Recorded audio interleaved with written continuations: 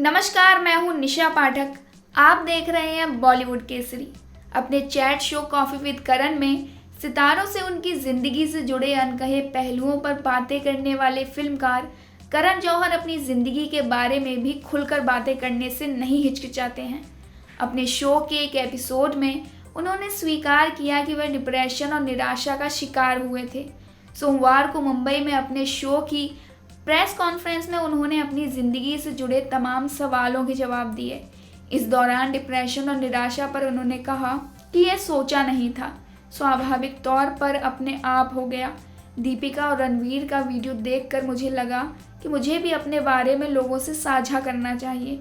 साल 2016 में मुझे एहसास हुआ कि मैं डिप्रेशन से गुजर रहा हूँ। कुछ दिनों में आप थोड़े बेहतर होते हैं, लेकिन वह परिस्थितियाँ दोबारा वापस आ जाती हैं। करण आगे बोले कि मेरे लिए भी इस साल की शुरुआत में वह परिस्थितियां दोबारा वापस आईं। ऐसी स्थिति में सबसे पहले आप उसे पहचानते हैं, फिर उसके इलाज पर काम करते हैं। यह किसी के साथ भी हो सकता है। डिप्रेशन मेरी ज़िंदगी का हिस्सा था और आज भी है। मुझे यह कहने में कोई डर नहीं है कि मेरी दवाएं चल रही हैं। मैं पहले से ज़्यादा बेहतर महसूस कर रहा हूँ क्योंकि मैंने एक्सपर्ट्स की मदद ली है। इस दौरान करण ने अपने सिंगल होने और ज़िंदगी में जीवन साथी की कमी पर भी बात की। उन्होंने कहा, हमारा काम ऐसा है कि जब हम कोई इंटरव्यू देते हैं या किसी प्रोडक्ट का प्रचार करते हैं तो अपनी कमज़ोरियों को छिपाते हैं। एक समय बाद अनुभव और समझदारी आने पर एहसास होता है कि अपनी ज़िंदगी के बारे में साझा करना अब इतना डरावना नहीं है। मैंने 43 साल की उम्र में किताब लिखी थी जिसमें मेरी ज़िंदगी से जुड़ी 80% चीज़ें थीं। उन्होंने कहा कि मेरे 2 बच्चे हैं जिनकी देखभाल मैं अपनी माँ के साथ कर रहा हूँ, ना कि अपने पार्टनर के साथ। इसका मतलब मेरी ज़िंदगी में अकेलापन है और यह अकेलापन ढेर सारे काम से भरा है। मैं इतना सारा काम करने की कोशिश कर रहा हूँ जिनके बारे में मैंने कभी सोचा भी नहीं था। जब आप सिंगल होते हैं तो अकेलापन महसूस करते हैं। इससे ध्यान हटाने के लिए आप अलग अलग चीज़ें करते हैं।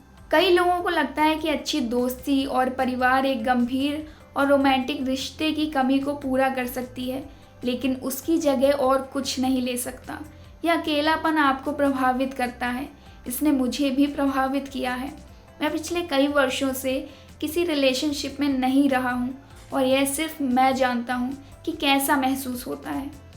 कॉफी विद करण सीज़न 8 के पहले एपिसोड में अभिनेता रणवीर सिंह अपने पत्नी अभिनेत्री दीपिका पादुकोण के साथ शामिल हुए।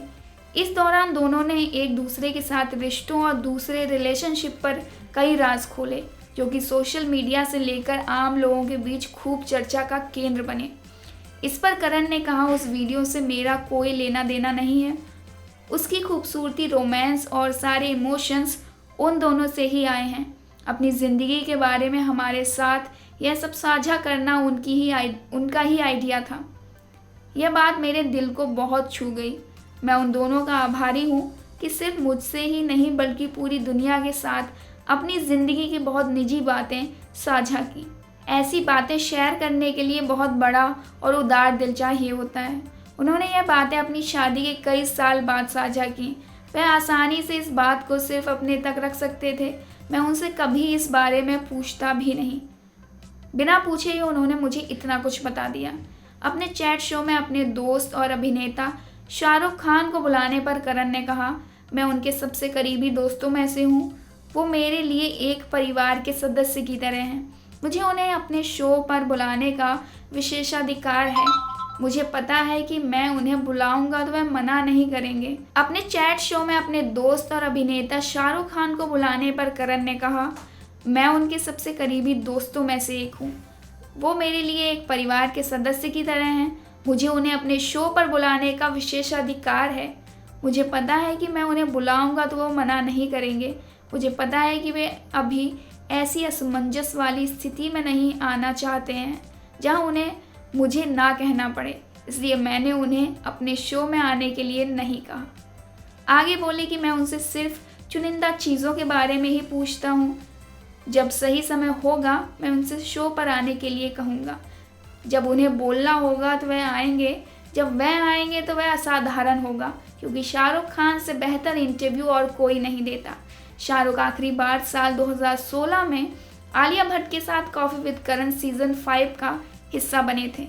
इस खबर पर आपकी क्या राय है, कमेंट बॉक्स में हमें ज़रूर बताएं और ऐसी खबरों के लिए सब्सक्राइब कर लें बॉलीवुड केसरी को।